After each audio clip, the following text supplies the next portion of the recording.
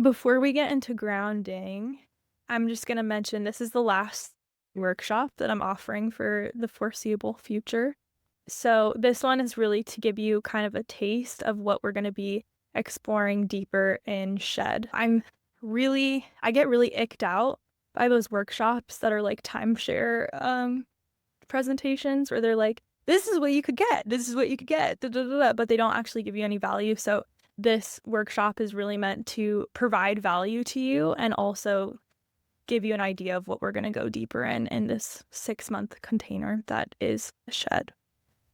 So, we're going to be introducing this idea of fawning in the context of work environments, exploring how it shows up for you, inviting discussion, and then we're going to have a good amount of time at the end for questions.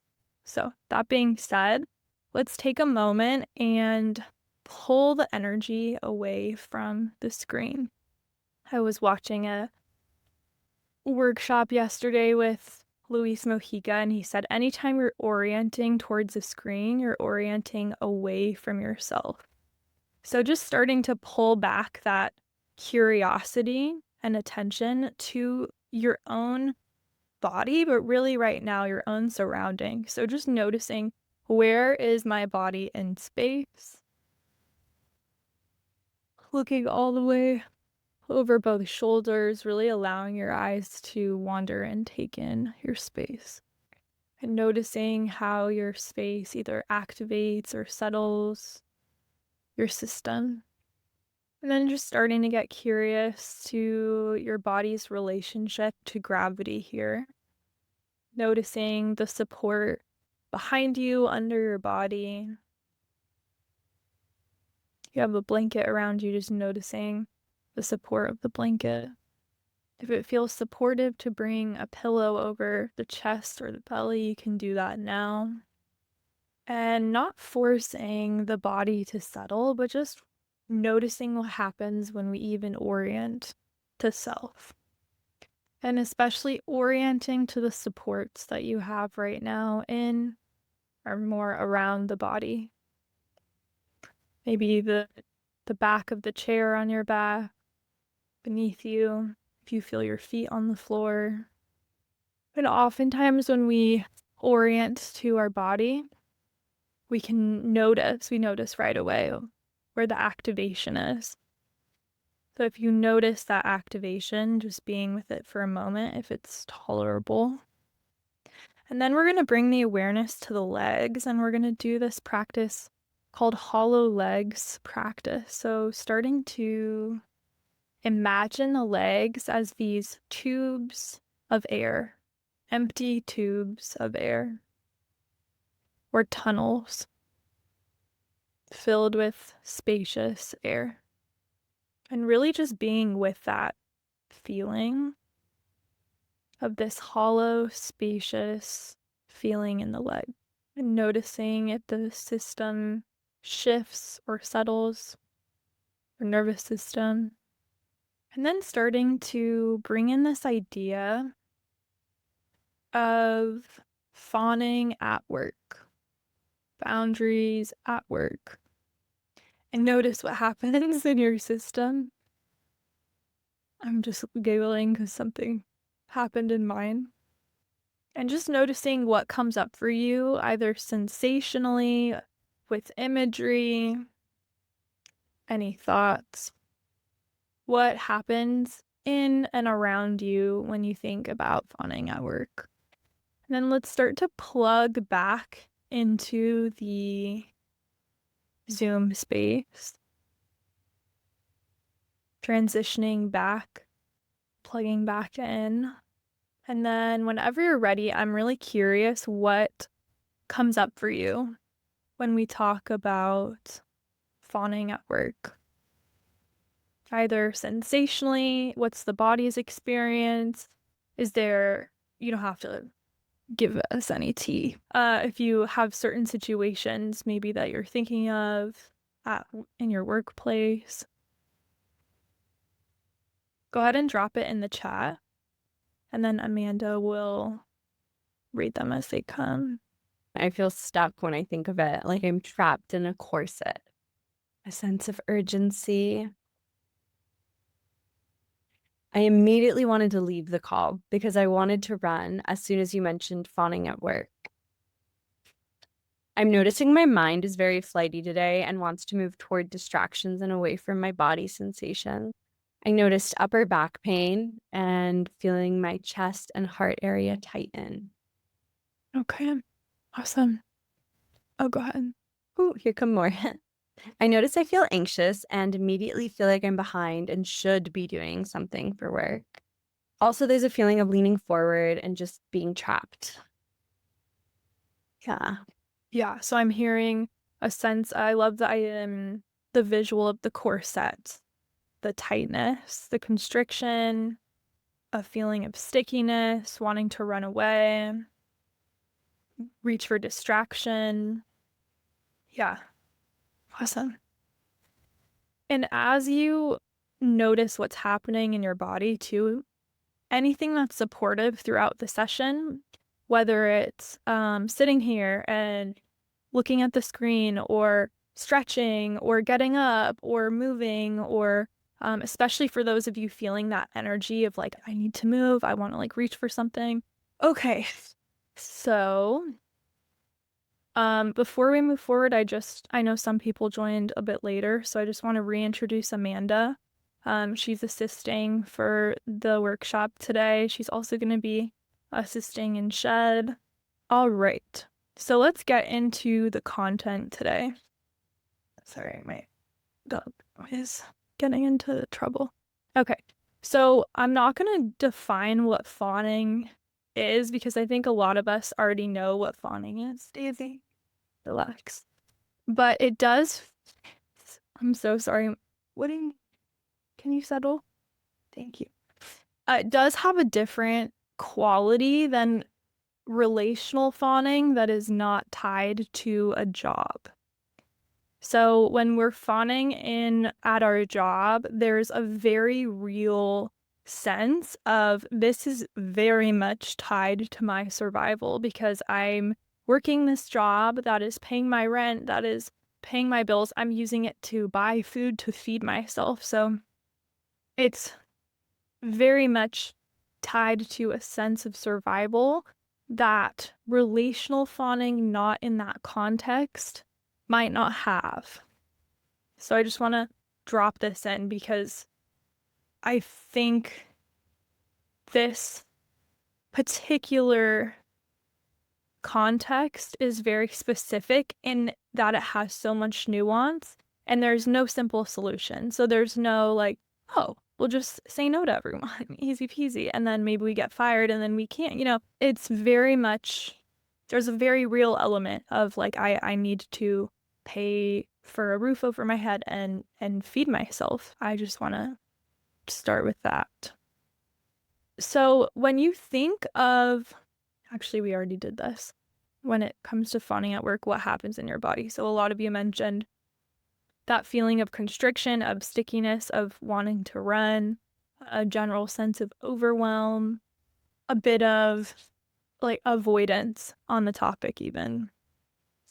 And here's a few examples of what fawning might look like in corporate and self-employed roles, because this can happen whether you are working for a company within the system of a company, and also if you are self-employed and your own boss and you're working with clients. It might look like taking on extra work to seem competent, not charging for extra time, or emotional labor. Being the chill coworker, being like, oh yeah, I can do that, I can cover you, or the flexible coach or practitioner to appease your clients. It could look like over accommodating with clients and your team or coworkers to avoid tension. I know another thing too is fawning in emails. So lots of smiley faces, exclamation points. Sometimes when I put just a period, I'm like, oh wow, feeling crazy today.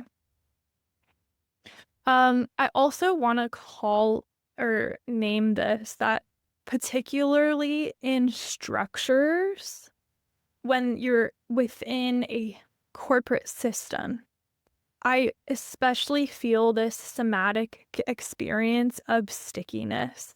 And I am self-employed, but I do volunteer work with Rotary International. I used to be an exchange student and I volunteer with their exchange student program. And they have all these rules and a certain kind of culture that's pre-established. And there's some friction between who I am and how I go about my life and this culture. And I really notice that when I'm working under the or within this system, there's this very clear somatic experience of stickiness. And that's to say, I might feel like, oh, I want to do this, but I also feel the pull of, well, if I do this, there might be consequences. So if I feel like I want to say something, well, if I do that, there's, might be negative consequences.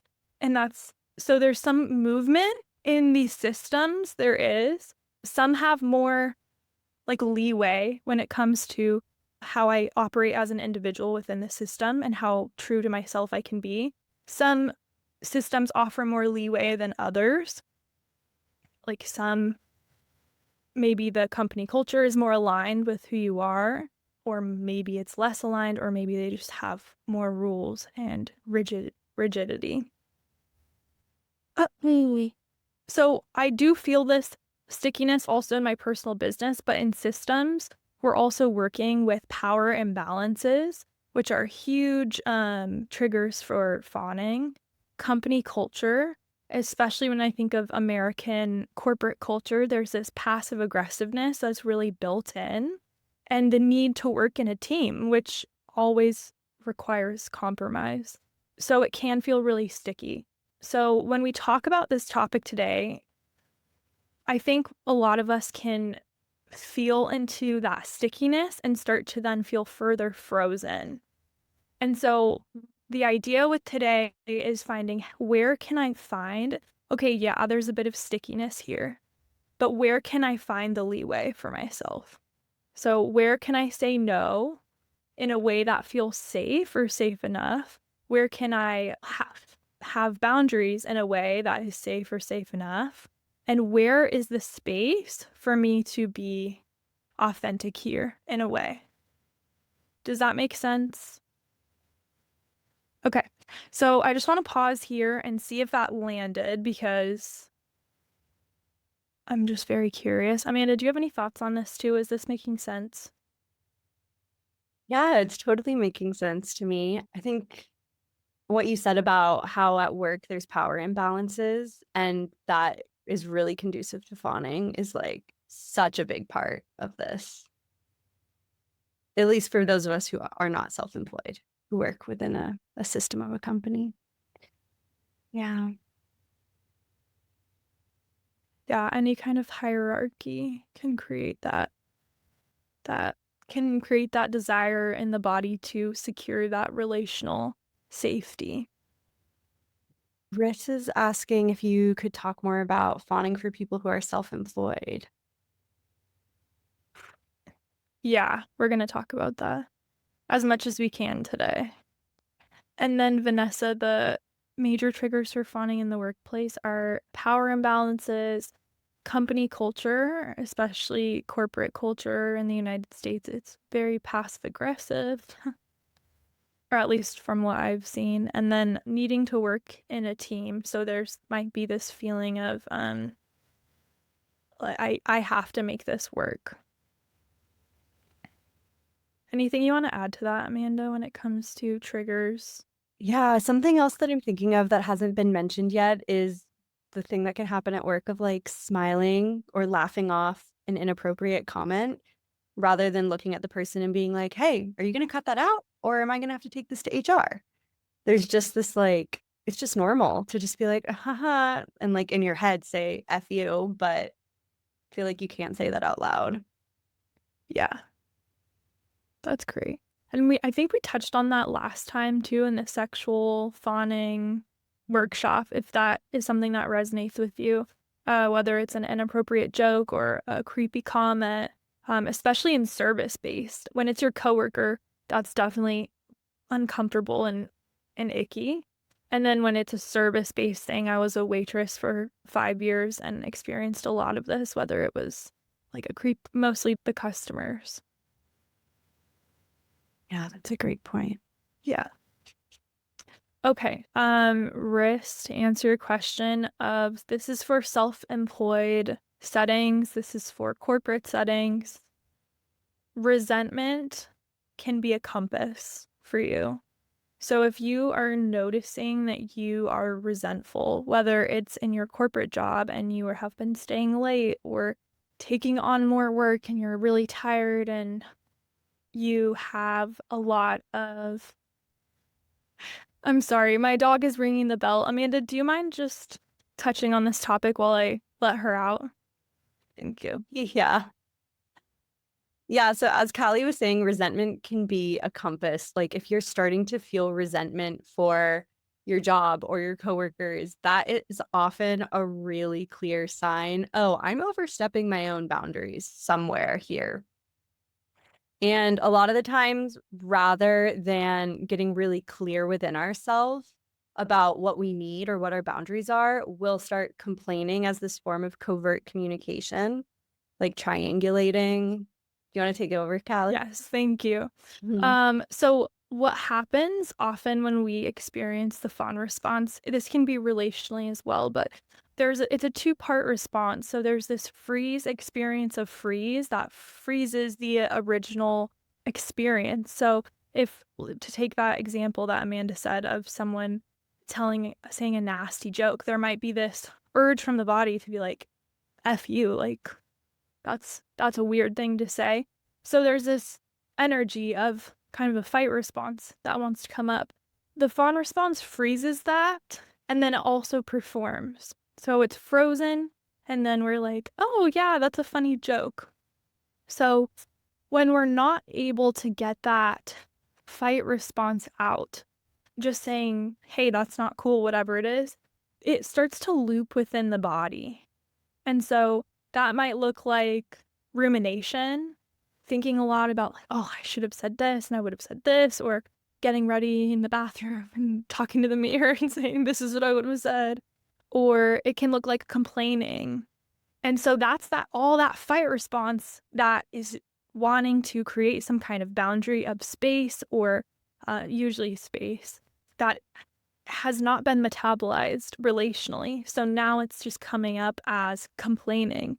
And complaining is really valuable. Like, notice where you complain, notice where you're resentful. That is a huge indication that there might be some kind of boundary of space or a need that's not being met. And so when it comes to the context of a work environment, it might be, where am I overextending? And you can even ask yourself that right now. Where am I feeling like I'm overextending? Where or what am I complaining about? Or what am I expecting in return that I'm not saying out loud? What happens with fawning is that, again, it's passive or passive aggressive because there's a lack of assertive behavior. And so it becomes covert. So maybe I'm doing something for you, but covertly, I might not even know it consciously. I'm expecting you to do something back. I'm doing all this work and I'm not getting the promotion. This isn't fair. Or I'm giving a lot of my time to this one client, but they are coming late or whatever it is. So just asking yourself, where am I overextending? And what am I expecting in return that I'm not saying out loud? So I just opened the door for my dog, which is fine. But I've been finding lizards in the house, so I might get lizards in the house today. Amanda, do you have anything you'd like to add to this before we move to the chat?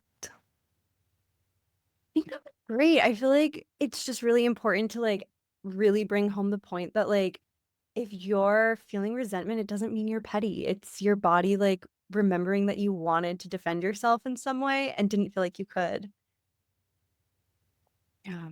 I love that. Yeah, I think there's a lot of I know for myself, I grew up in a religious system that put a lot of shame on feeling anger or frustration, or it was very linked and coupled with shame. And if you're mad, it's because you need to forgive them. And kind of like if I'm feeling angry, there's something wrong with me, not something wrong with the situation. And I think we don't always need to know why.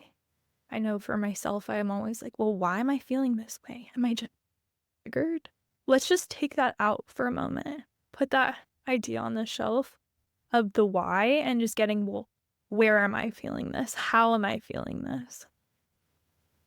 Yeah, I love that. So let's go to the chat. I'm curious what's coming up for you guys. How's this landing for you? And what happens for you when you think about this idea of complaining as a compass? Also, the somatic experience of complaining. Because I always say I love complaining because there's a certain kind of complaining to me that feels really light. And then there's a certain kind of complaining that gets me hot. And that's Mhm. the kind that usually has a swallowed boundary. Go ahead and put it in the chat. Just how is this landing for you guys? Where do you feel like you're overextending? Something that's coming up for me while we're waiting on people's shares is the way that your body kind of like remembers those moments where you overrode what was true for you and fawned. It like your body remembers that as like, oh, there was a cost. Like I bent for you and now I have to carry the burden of that. Manuela says the complaining as a compass is a great visual because it makes it easier to pinpoint the specifics instead of right now where it feels like I'm just overextending everywhere in my job. Yeah, like what you're complaining about can really show you specifically what doesn't feel good. Okay, oh, here we go. Oh, here we go. This is landing well. Good information to help me connect to where I'm feeling this in my body. All right, we're going to move forward now into a boundary practice. I did this recently with a bunch of acupuncturists who have one-on-one clients, so they're in this service space.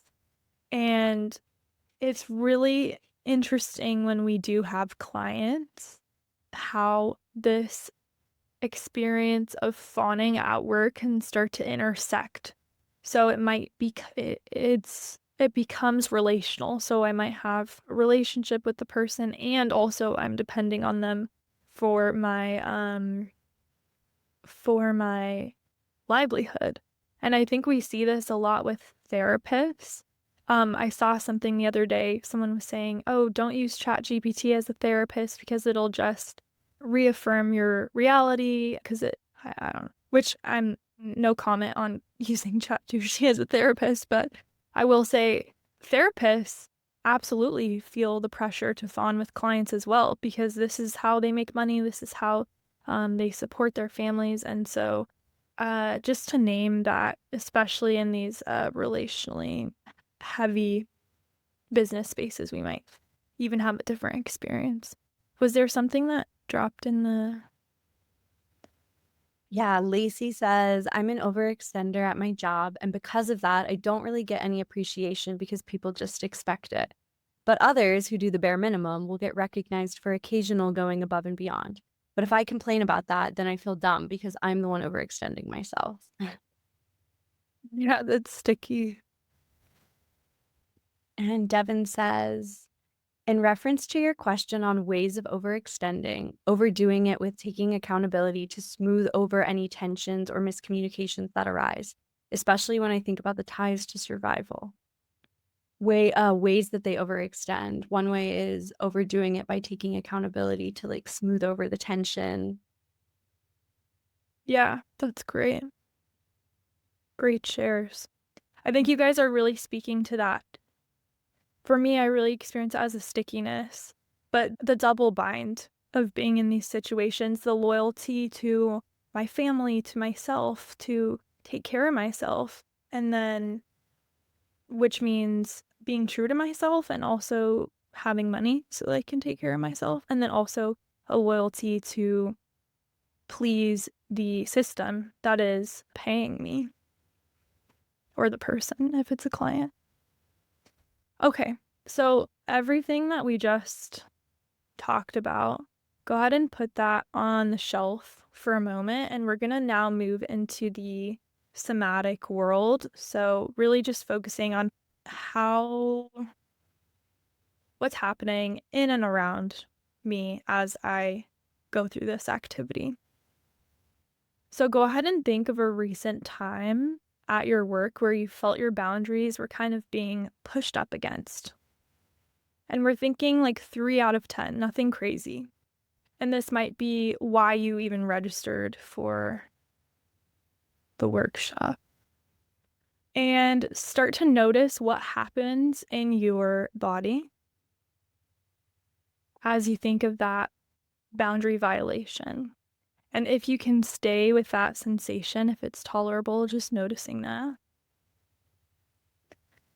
Really getting curious about the sensation. So, what's its size? Does it have a texture, a quality, a temperature, a weight?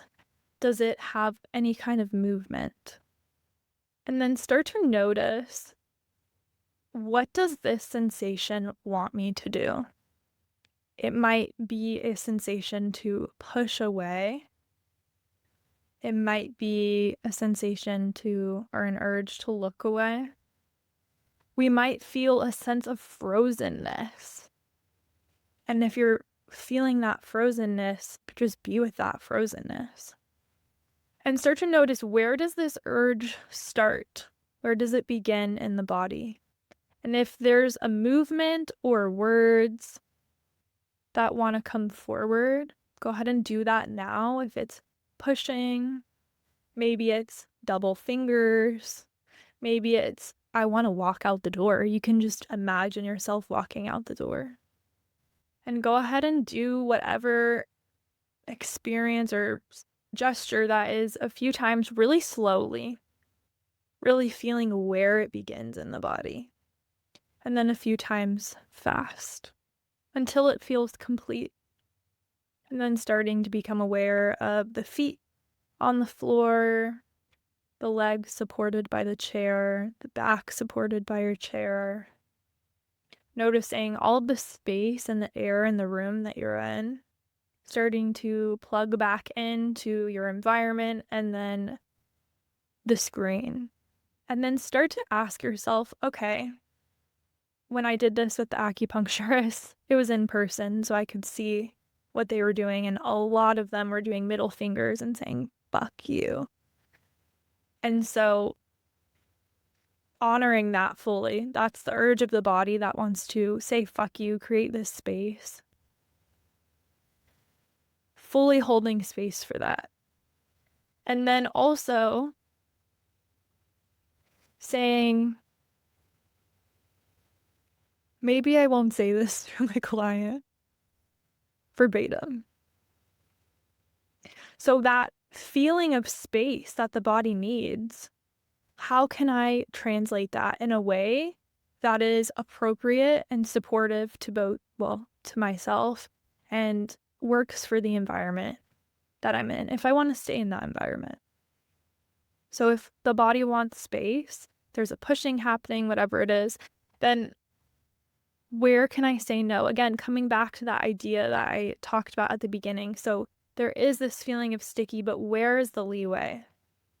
Amanda, anything you want to add to this before? Go ahead and put whatever's coming up for you in the chat. What's the boundary the body wants and how can you translate? And then Amanda, is there any thoughts that you have before we take a look at the chat? I think I want to see how this landed for everyone first. I'm curious too, like whether most people are self-employed or have a bot. And while we're waiting for the chats to come in, I'm going to share this experience that I had in my work on this exact topic. I actually did this exact exercise. So I host retreats, and I had this experience on my retreats of people really feeling like they knew me because of my posts and my videos and so on and so forth. And on one hand, that was so cool because it was like they felt like they know me, and I felt like, oh, like this is so cool. And then on the other hand, it felt very overwhelming because there was some people that would trauma dump and they would start sharing really intimate things that I felt like I wasn't ready for, or we didn't have the kind of rapport, or at least on my side. So I did this practice with Luis Mojica, he's amazing, holistic life navigation on Instagram and YouTube. But I really fell into the somatic experience of this stickiness of I don't know what to do. People are paying me thousands of dollars to be at this retreat and I need space. I remember my hand came forward and my head turned when I did this practice of I need space. But I felt, oh my gosh, I don't know, how do I manage this? And so we did this practice. We let the body have its metabolization of this need for space. And then I was like, how do I translate this into actual application? And so he recommended being very upfront. And that's what I did on my last retreat to Bali. And it was amazing. I felt like I was just very upfront with people from the start. And we had a group chat, and I told everyone, I want to be with you guys as friends. If you have any questions or you want to share life stories, we can do that in the workshop space or after the workshop space. And so it put a container on these interactions, and that felt so good. And I really felt like I was able to just be with everyone as friends, and it was great.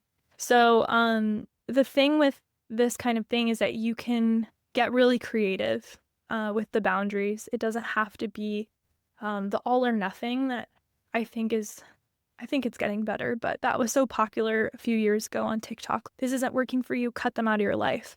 There's so much gray in between cutting someone out and letting them completely enmesh with you.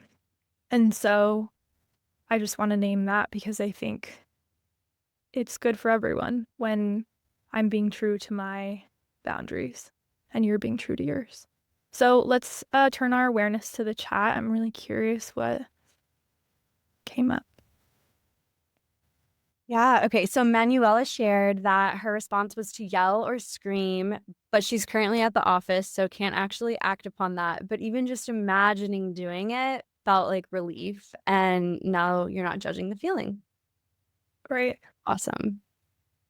Vanessa says, I'm self-employed. Tried this exercise for when a client asked for free services, and I said yes, even though I know I need to be asking for payment, but I don't want to lose them as a friend. So I said I would do it for free as a birthday gift.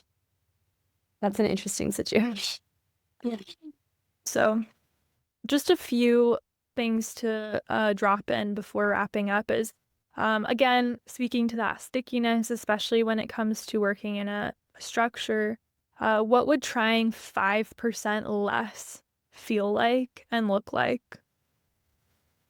So if I'm just gonna let you answer that for yourself. What would trying 5% less look like and feel like? And where can I offer less without getting fired or quitting? I love the trend of quiet quitting.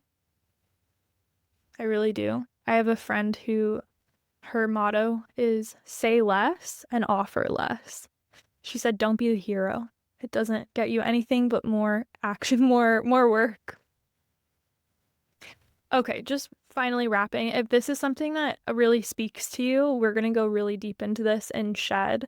So it's a 6-month program where we cover how fawning comes up in all areas of your life, from your relationships to work to sexually fawning to anger and boundaries and really everything. And the length of the container and the sessions, because the sessions are 75 minutes, are really going to be supportive in the application of the work. So not just understanding it cognitively, but how can I realistically start to apply this? The body likes doing things slow and changing slow.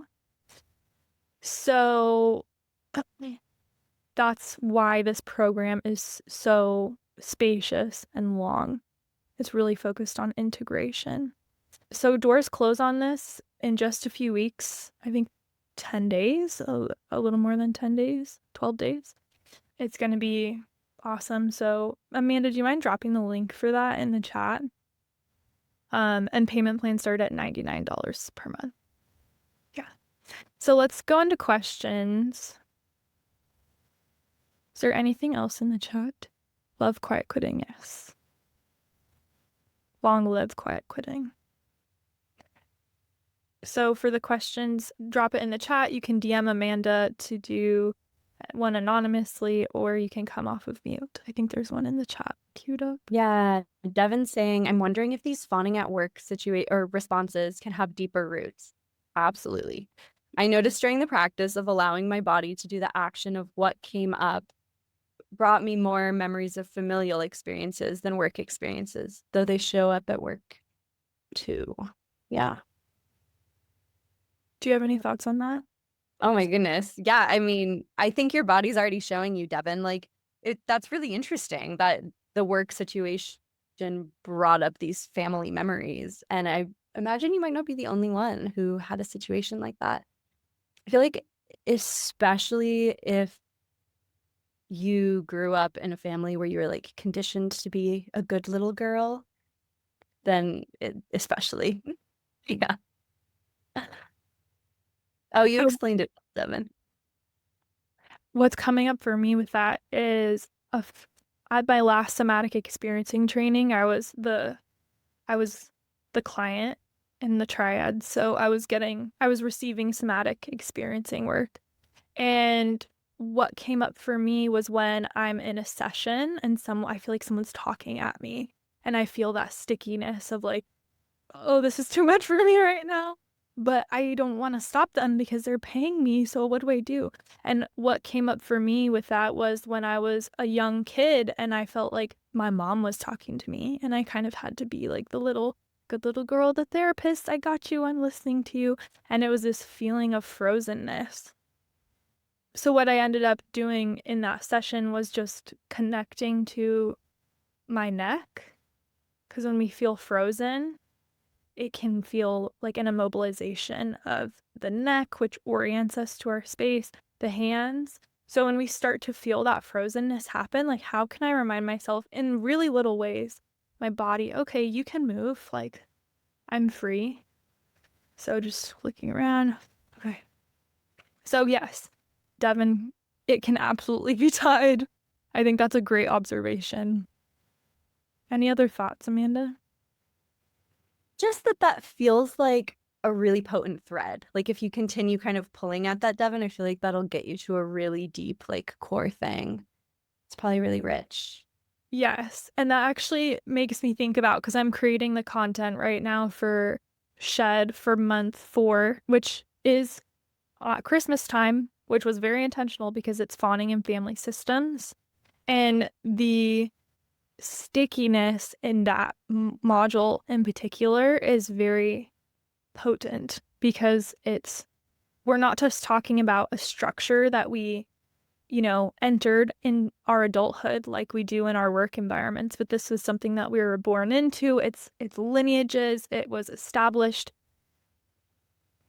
decades, if not hundreds of years before we were born, these familial patterns, familial loyalties. So it's talk about sticky. So yeah, I just wanted to voice that. Yeah, something that we Oh, Oh, go ahead. I was just gonna say I have a secondary question to that because what was happening for me when I was experiencing I to your point about lineages, like I experienced a memory, right? And I started crying and I couldn't tell if it didn't feel like my memory. And I'm still exploring that because like I saw memories of my parents and things like that. So I'm curious about your thoughts on that from a somatic perspective when there's lineage stuff being passed down, like maybe like body memory and how that's passed down. Is that making sense? Yeah, Amanda. My philosophy about this personally is like it doesn't really matter. It's more like the implicit memory, like what your body is showing you, like that's your body's experience of it. But the actual specific details, like, yeah, you might not ever know. But what really matters is like your experience of it. Yes, I I love love that. that. One of the modules that I did in my somatic experiencing training was pre and perinatal trauma. So it's like not even like when you're a baby. This is like when I'm a zygote. I'm like, and I remember thinking, because I'm so supported by science stuff and things that you can prove and understand. And I was like, I don't know about this. This seems like, how could I get traumatized when I'm an egg that just attached to my mom's uterine wall? And we did this practice where we imagined us as the egg, the moment of implantation, where the egg is fertilized and it attaches to the wall of your mom's uterus. And like what kind of state your mom was in and where your dad was and what the world was like. And it was so emotional for me. I've never been that emotional in that training before. And I think what I realized is exactly what Amanda says. It doesn't matter. It doesn't make sense on a nervous system level for me to have any memory of that experience, but it's how my body now relates to that experience. So I think if you are having memories, Devin, that feel like, oh, like this is coming up for me, whether or not it's yours, like how is your body relating to that information? And like Thank. the first, Oh, sorry. I was just gonna say that yeah, that really resonates because I've noticed that I've had to lean more into presence and mindfulness practices because of feeling like I was getting into a spiral of thought with where things came from. yeah. And then you're out of the embodied experience of it, right? You're like up in your head, like questioning it. And something that they talk about too is how from the time we're in the womb until around the age of 7, our brain is just operating in theta wave states, which are purely receptive. Whereas now our brain has access to like all these other brainwave states. So like our consciousness is completely different now. So we can't even really like fathom what that was like to just be receiving all of this information. Like you're just a subconscious at that point.